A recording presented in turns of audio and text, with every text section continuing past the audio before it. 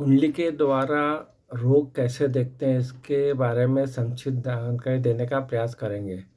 जब भी आपका लग्न भाव और रोग भाव यानी पहला भाव और छठा भाव राहु और शनि जैसे अशुभ ग्रहों से पीड़ित होगा तब रोग होगा। फिर आपके जो ग्रह सूर्य हैं, बुध हैं, गुरु और शुक्र ये जो पीड़ित होते हैं तब रोग होते हैं। चंद्रमा जब राहु से युति करके पीड़ित हो जाता है तब असाध्य रोग होते हैं। फिर शुक्र और राहु अशुभ भाव में बैठकर अगर ये पीड़ित होते हैं तब भी रोग होते हैं। तो ग्रहों की स्थिति के अनुसार ही आप अपने कुंडली का आकलन कर सकते हैं कि कौन सा रोग हो सकता है। तो उसमें मान लो ग्रह आपके प्रभाव में है, अशुभ प्रभाव में है, कुपित है, तो मान लो सूर्य इस तरह से पीड़ित है तो आपको सिर दर्द होगा, मस्तिष्क के संबंधित बीमारियां होगी, हृदय और नेत्र संबंधित, कान संबंधित जो भी पीड़ाएं हैं, परेशानियां हैं, रोग हैं वो होने की स्थितियां बनती है। इसलिए चंद्र ग्रह जब प्रभावित होता है तो ये मानसिक रोग देता है और नींद ना आना, नींद का टूटना बार बार, और चंद्रमा जो जल का कार्य कर जल से भय रहने का डर रहता है और इस तरह की बीमारियां वो दे सकता है। तो मंगल ग्रह कुपित होने पर आपको पित्त जो होता है, पित्त विकार हो सकता है, त्वचा के रोग हो सकते हैं। फिर आपको जो मंगल ग्रह है वो टाइफाइड, अपेंडिक्स आदि के बीमारियां भी दे सकता है। शनि ग्रह अगर आपका पीड़ित है तो आपको वात कफ संबंधित परेशानियां आ सकती है और कैंसर, सांस के रोग जैसे गंभीर रोग भी दे सकता है। तो इस तरह से आप अपने कुंडली में ये सब चीज़ों को देख सकते हैं कि कौन सा ग्रह पीड़ित होने पर क्या दे सकता है। मान लो शनि की दृष्टि सूर्य पे है तो ये जो है जातक को सिर दर्द देता है। पर अगर शनि की दृष्टि चंद्रमा पर है तो ये जुकाम आदि देता है। मंगल पर शनि की दृष्टि होने से रक्त संबंधी परेशानियां दे के ब्लड प्रेशर वगैरह देता है। बुध पर हो तो ये नपुंसकता देता है और इसकी समस्या रहती है। राहु पर शनि का प्रभाव आता है तो ये उच्च और कमज़ोर रक्तचाप का देने में सक्षम हो जाते हैं। तो इस तरह आप देख सकते हैं कि कौन सा ग्रह कौन से पीड़ा लेके आ सकता है और कैसे आ सकता है, इसके बताने का प्रयत्न किया। अगर सूर्य बुध गुरु और शुक्र के साथ पीड़ित हो तो जातक को सांस संबंधी समस्या आती है। चंद्रमा और राहु से युति बना रहा है और वहाँ पे वो पीड़ित हो जाता है तो निमोनिया, पागलपन की बीमारियाँ देता है।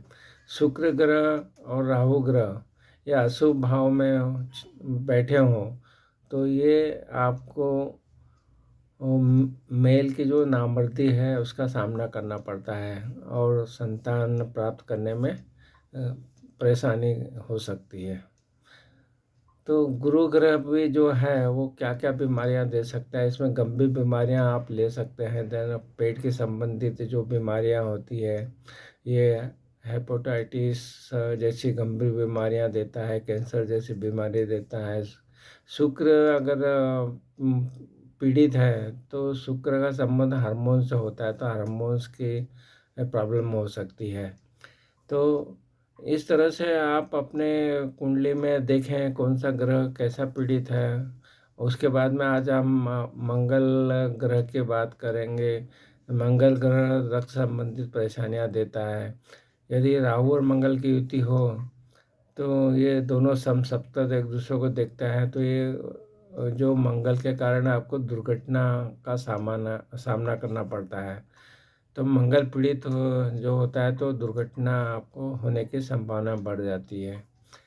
तो राहु जो है, राहु के जो अगर पीड़ित होता है तो ये जो है बदहजमी और गैस की समस्या बढ़ जाती है और आगे बढ़कर ये बवासीर और पेट संबंधी समस्याओं का रूप ले लेती है।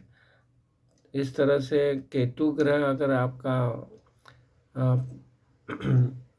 पीड़ित है, तो इससे जो बीमारियां हो सकती है, ये जो केतु के कमज़ोर होने पे मान लो, ये तो हड्डियों से संबंधित जो परेशानियां हैं वो हो सकती है, पैरों में दर्द हो सकता है, नसों में की कमजोरी आ सकती है, पेशाब से जुड़ी समस्याएं आ सकती है, और अचानक जो रोग होते हैं वो हो सकते हैं।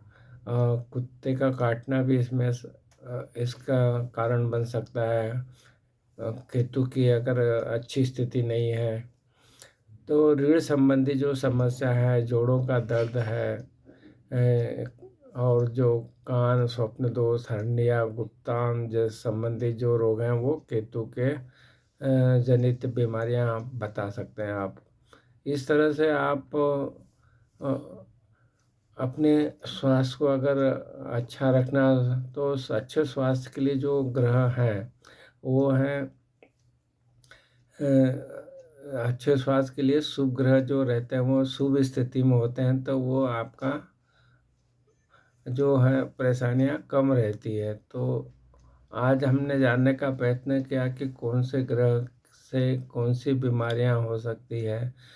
तो जो चंद्रमा है वो मन का कारक है, तो इससे चंद्र और राहु ग्रह कमजोर होने पर उसके कारण फोबिया यानी एक डर की स्थिति बनी रहती है। तो ये भी आप देख सकते हो कि जब भी आपका चंद्र और राहु कमजोर स्थिति में है, तो फोबिया होने की स्थिति बन सकती है। आप एक बताएं, जब इन सब चीज़ों के बीच में यह है कि अगर कोई जानना चाहता है कि डॉक्टर कैसे बन सकते हैं, तो इसके लिए ज्योतिषी जो एक योग बनते हैं सफल डॉक्टर के लिए, तो सूर्य जो ग्रह है वो डॉक्टर के लिए एक कारक ग्रह माना गया है। तो सफल डॉक्टर बनने के लिए सूर्य, शनि, राहु एवं मंगल का प्रभाव आवश्यक है।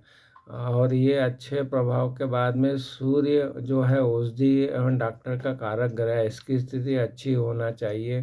तो और जो छठा भाव है जिससे हम कष्ट और रोग और परेशानी देखते हैं, तो इसके लिए डॉक्टर के लिए छठा भाव का जो प्रभाव सूर्य, शनि, राहु और आदि ग्रह, मंगल ग्रह से आता है, तो ये डॉक्टर बनने के योग को बना देते हैं। तो आज हमने सभी चीज़ों की बात की, किस तरह से संक्षिप्त में बताने का प्रयत्न किया कि कौन से ग्रह आपके रिस्पॉन्सिबल हो जाते हैं, कब हो जाते हैं, आप जब पीड़ित होते हैं तब ये आपको परेशानियां देते हैं। आपको और विस्तृत वीडियो देखना है तो हमारी जो चैनल एस्ट्रोलॉजी सिंप्लीफाइड पे उपलब्ध वीडियो का भी आप लाभ उठा सकते हैं। और वहाँ पे जो भी वीडियो आपको पसंद आए तो उनको ज़रूर आप लाइक और शेयर कीजिए। और अभी हमारी चैनल को सब्सक्राइब नहीं किया तो उसको ज़रूर सब्सक्राइब कीजिए, और बेल आइकन को भी क्लिक कीजिए और लाइक कीजिए हमारे वीडियोस को, जिससे कि जब भी बेल आइकन आप क्लिक करने से कारण आपको जब भी हमारे वीडियो यूट्यूब पे प्रसारित किएंगे आपको उसकी सूचना प्राप्त होगी और उसको समय पे आप देख पाएंगे। आपने हमारे जो चैनल है उसको सब्सक्राइब किया, बेल आइकन को क्लिक किया, वीडियो को लाइक और शेयर किया, इसके लिए आपका बहुत बहुत धन्यवाद।